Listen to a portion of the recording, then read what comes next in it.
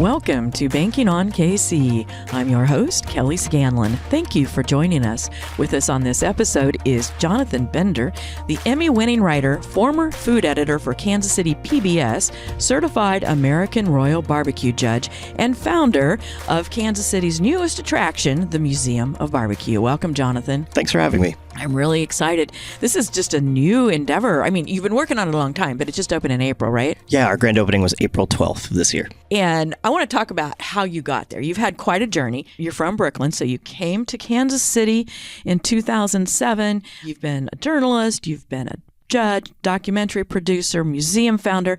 So let's go back to Brooklyn to talk about what drew you to Kansas City in 2007 and what gap were you trying to fill in Kansas City's already legendary barbecue scene by launching the Museum of BBQ? Yeah, so back in 2007, my wife and I lived in Brooklyn. She got a job in Kansas City. She's originally from this area. I love her dearly and will go wherever she goes. And it was a no-brainer. I think we were ready to start a family. Kansas City, on the face of it, felt like an easy place to live, right? The cost of living, the people here are friendly. We don't fight. Yeah. And it was the right time of life, right? We got a backyard and a dog and a grill. Yes. Oh my. And it was really a lovely transition from New York to Kansas City. And as a writer, I kind of could pack my pen up and go wherever. And here in Kansas City, the food scene had just started kind of blossoming. There was a little bit of serendipity, right? The downtown Renaissance was kind of gaining steam. And so initially I'd written for both the Pitch and the Kansas City Star. And one of the openings for me as a freelancer was in writing about food. And in particular, barbecue is sort of that central tent pole of the Kansas City food scene. And one of the things that really struck me early on was that pit masters and folks who run barbecue restaurants are not only welcoming, they get real joy out of feeding people, but they also are striving to bring people together around food. And they're really good storytellers. Oh, I can only imagine. Yeah. And so butchers as well, right? Like folks within the meat universe kind of sometimes are larger than life characters and a lot of times have really lovely family traditions that are involved with. And so the story of barbecue really is one of people as much as it is food. And over time, right, as I wrote about barbecue, as you pointed out, I judged the American Royal, now over a decade ago. I discovered I can eat about 2 pounds of meat, wow. That might be my limit. That's a lot of meat. It's wild. I laid on my couch for no exaggeration 4 or 5 hours after that, immobile. And I would highly recommend it to everybody to do once, right? I think, but having that experience of seeing how committed people are to barbecue, the way in which it influences their lives, right? And in some ways takes over their lives. You wouldn't do barbecue if you didn't love it.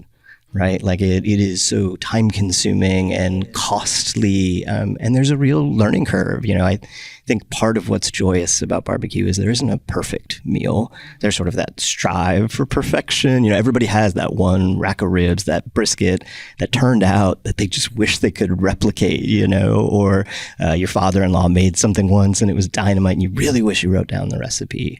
And so the more I covered that food scene, I came to understand why barbecue was so important to Kansas City, not only economically, but culturally, and the ways in which Kansas City has elevated barbecue to the rest of the country, right?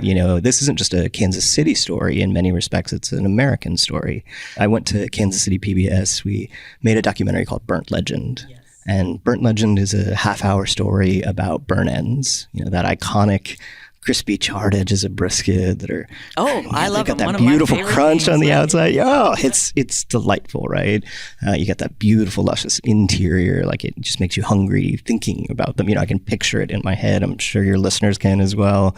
And that experience really showed me barbecue has legs as a story where there are so many points it touches upon, both historically and as well as kind of the very fabric of Kansas City. You can see the development in the 18th and Vine District, and you can look at how competition barbecue in particular has sort of fueled the last series of, big barbecue restaurants on the national landscape.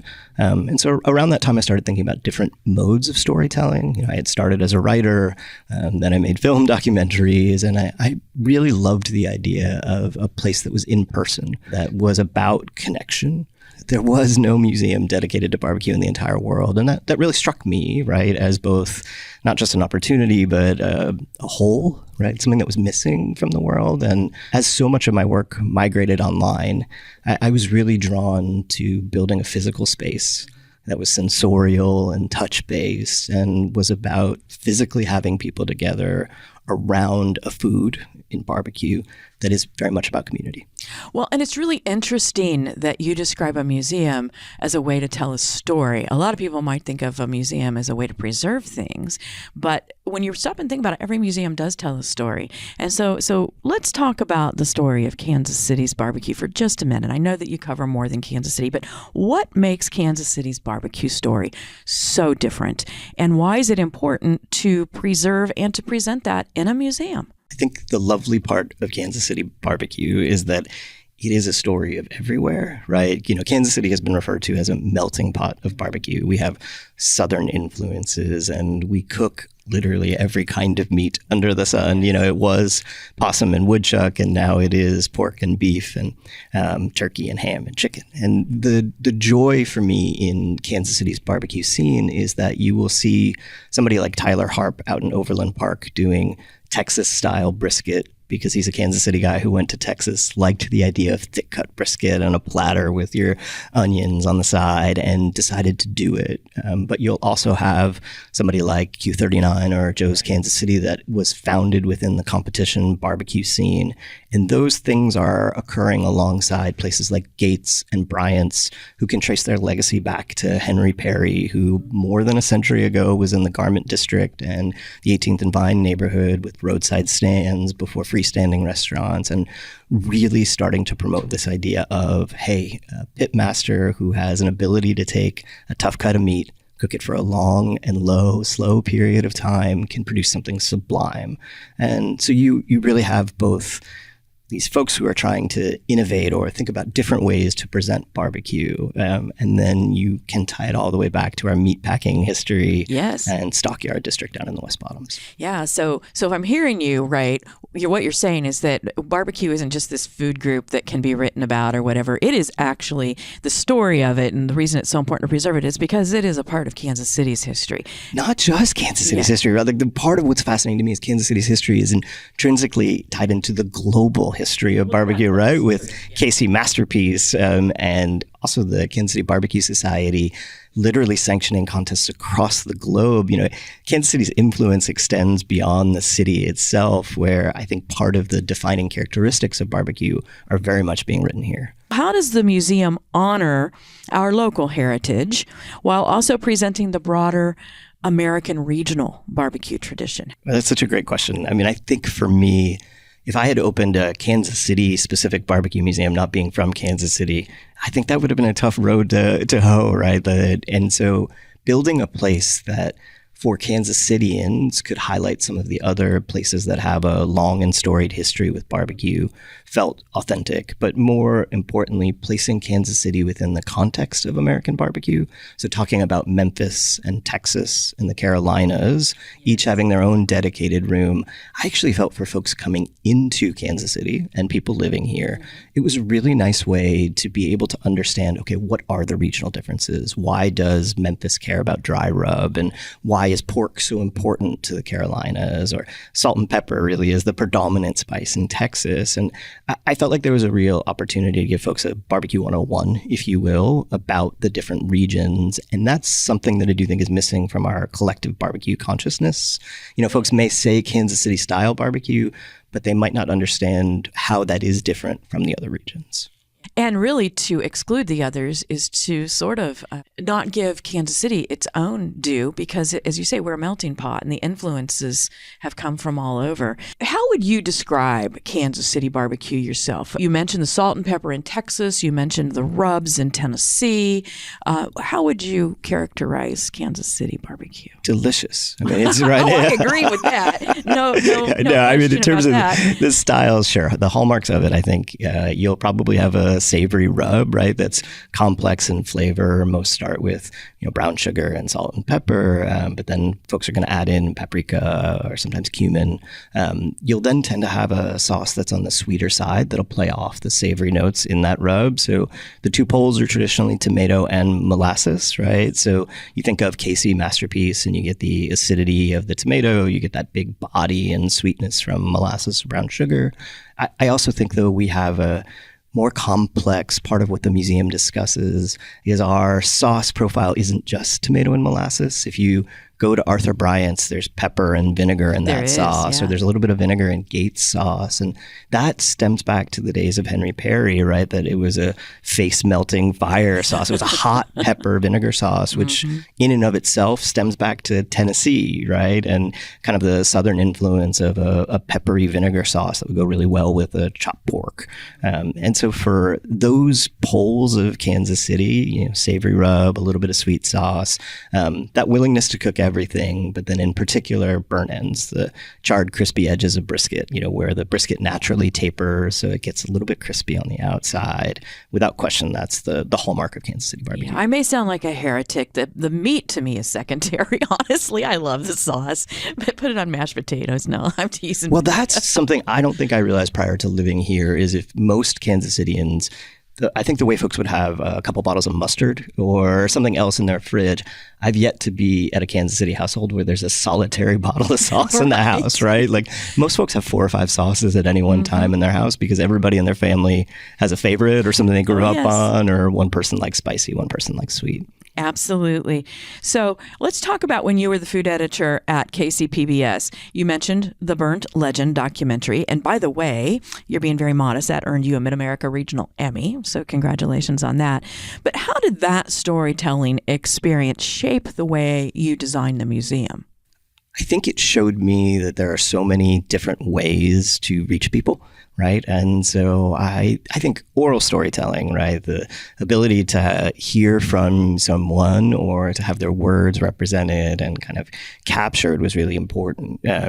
Now, I think one of the things that struck me about both the documentary and written pieces is I realized it was a bit of a one-way conversation, right? I can present you a story. I can kind of set it up to where here's what's going to happen and here's the drama of it.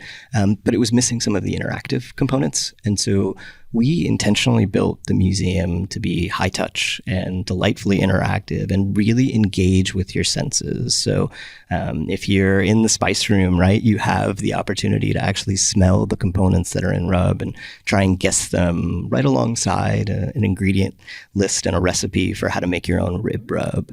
And to me, actually, that was the evolution or the way I thought. And the reason I kind of wanted to bring the museum to life was this becomes an interactive story. There's 2 main storytelling tracks in the museum. How does barbecue get its flavor? And then what does it look like if you take a road trip through, barbecue's main American regions? One of the things that you have learned, and that maybe some of you know, is that barbecue's often passed down like a family heirloom. It's a legacy in a family. It's not just the recipes, but it's the techniques. It is the values. It is the family values that shaped that. So how's the museum preserving specific stories like that of the pit masters that might be lost? Yeah, I think that's the next thing that comes over time, right? So we built the museum to be modular in design, right? For folks who haven't been in, it's a powder-coated steel frame with a 4x8 modular sheet inside of it. That gives us the opportunity to update exhibits over time.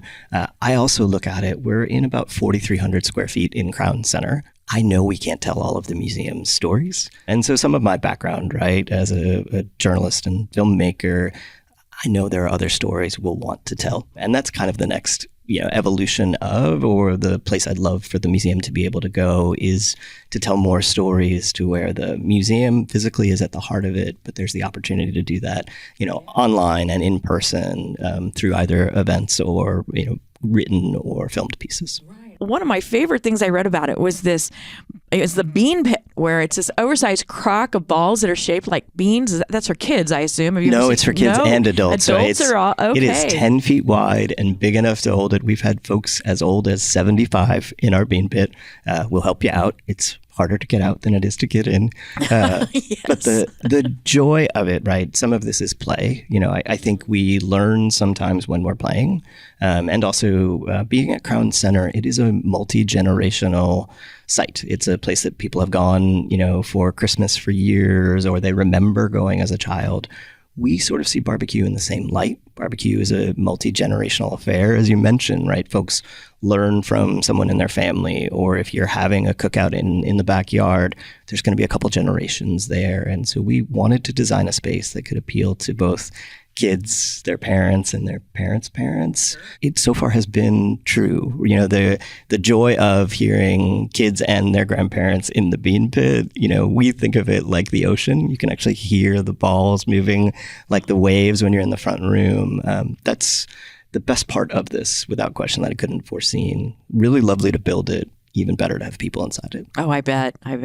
So it's obvious by now, the Museum of BBQ is more than just smoke and meat. It's about entrepreneurship. It's about culture. It's about community.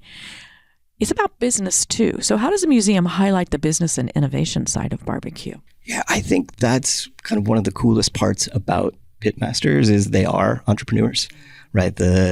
How do you take something that nobody wanted, right? Remember, burnt ends were once burned edges that were given away for free. Calvin Trollan wrote about them being at Arthur Bryant's famously. That is the true spirit of barbecue. It's taking something unwanted or less popularized. Now when I talk to folks in the backyard, they're talking about the price of tri-tip steak and how it's gone up wildly, in part because people figured out a way to make it delicious and demand, barbecue is so much a story of supply and demand as anything else.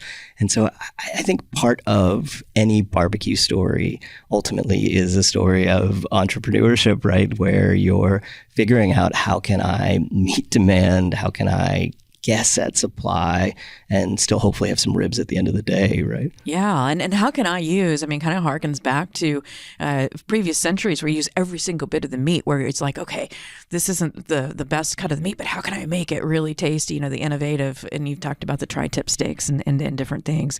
They find different ways to use cuts so that they're attractive. Yeah, or the drippings and beans, right? The idea that, to your point, there's flavor. And so how do we make sure that flavor, in most cases fat, doesn't go to waste?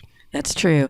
So we're talking about the economic driver for Kansas City, but let's take that up a notch. So there's more than 100 barbecue restaurants in the Kansas City area. There's events. We've talked about the American Royal Barbecue, regional contests, so they draw visitors. How do you see the Museum of Barbecue serving as an economic or tourism driver for Kansas City? Yeah, I think we've already seen it. But full disclosure, Visit Kansas City is one of our sponsors. We've had folks in from Australia and Canada, I had a family in from Netherlands the other day. There was a Scottish butcher who had the brogue and everything, which I won't do for you, but was as delightful as you're imagining in your head. And I have seen, and the folks who work with us have seen, people are coming to Kansas City to learn the story of barbecue and then go eat barbecue. And I envisioned the museum as a gateway.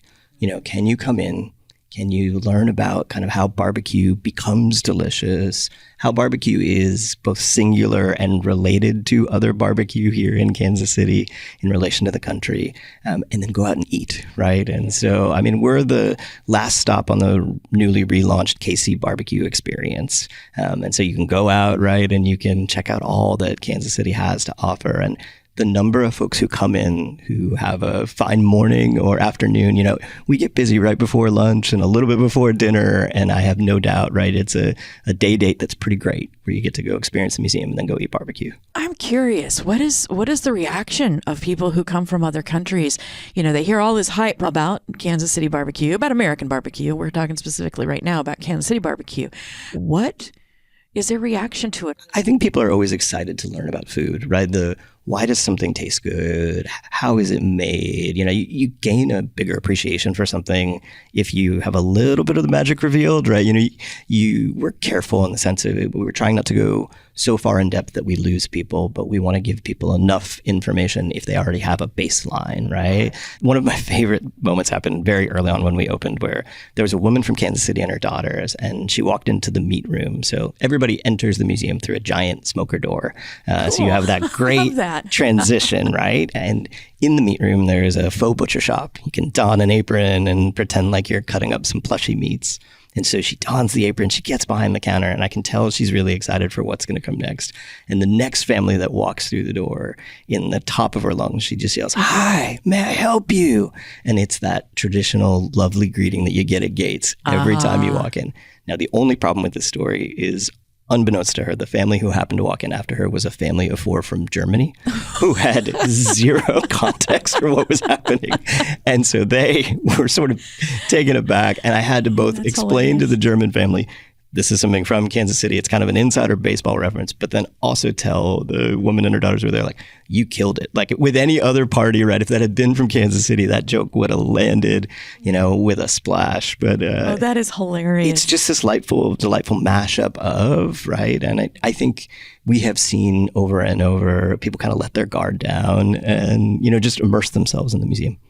Now, if I'm understanding correctly, you don't have any food, though. You get people's senses all at full tilt, but then you send them out. You're correct. We do not serve food. So Burn End Barbecue is on the first floor of Crown Center. Part of the reason we picked the location is there's a barbecue restaurant within 100 feet, although knowing Kansas City, that may have been true of any location we picked. Everyone does get a sweet surprise at the end because we recognize we've spent 30 or 45 minutes making you hungry. But you're right. I mean, we tickle all your senses, but then we do set you loose on Kansas City to go eat barbecue. So supporting that local economy.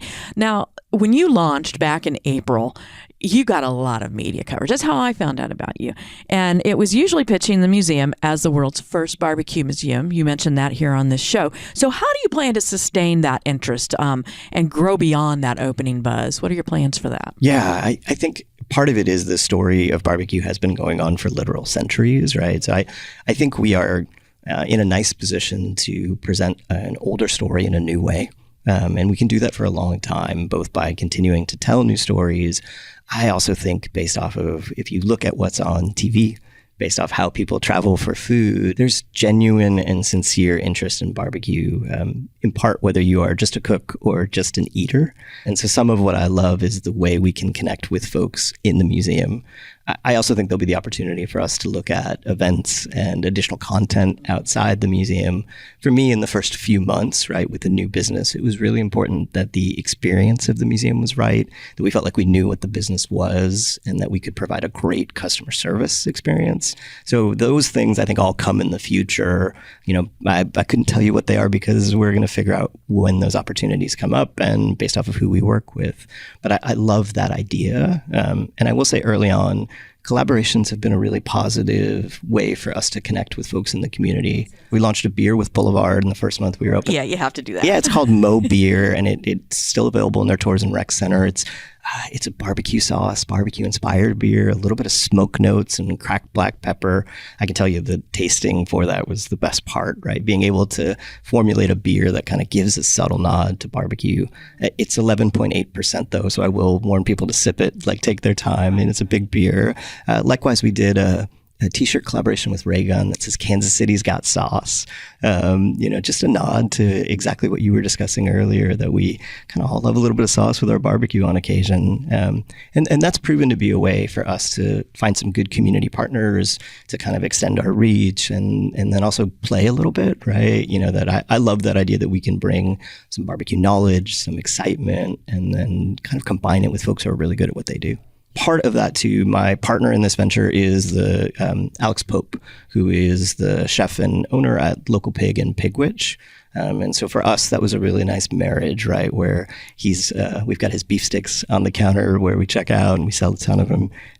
But it's just a really nice way to have somebody with complementary skill set. I can't get out of here without asking 2 more questions. One is, I know you said you're in Crown Center, but Are you open every day of the week? We are. We're open 10 a.m. to 6 p.m. Monday through Saturday and 12 to 5 p.m. on Sundays. The big question, though, that I'm sure everybody wants to know by this point is what's your personal go-to barbecue joint in Kansas City and what's your order? Ooh, I love that question. I mean, everyone does get it. If you give me one shot at it, I'm going to LC's and I'm getting burn ends. Oh, yes, LC's. You can get pork burn ends or beef burn ends. It's delicious. It's out by the stadiums. The joy for me, though, is the Kansas City answer is to go by protein or specific dish, right? And that list becomes 5 or 6 deep. LC's, and sometimes people don't know about it. It's not as top of mind as some of the others, but it is wonderful. And it's now passed down to another generation, right? Yeah, it's his granddaughter Tasha's running it. So exactly. Elsie Richardson passed away a few years ago. You have a website, museumofbbq.co, not .com, museumofbbq.co, and our listeners can learn more about the museum or sign up for updates. You put out some updates. And again, that's museumofbbq.co. Jonathan, thanks for joining us. Thanks for having me.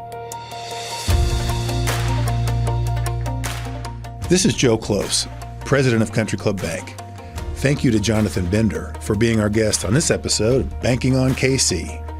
Jonathan reminded us that barbecue is more than brisket and burn ends. It's a slow smoke story of culture, community, and entrepreneurship that stretches from Memphis to Texas to the Carolinas, with Kansas City's rich barbecue heritage at the heart of the story. The Museum of BBQ showcases those regional flavors while preserving KC's sauce-slathered legacy. At Country Club Bank, we know that, like a good rack of ribs, business success takes patience, passion, and the right support team. We're proud to stand alongside Kansas City entrepreneurs who, like our pitmasters, turn raw potential into something truly unforgettable. Thanks for tuning in this week. We're banking on you, Kansas City. Country Club Bank, member FDIC.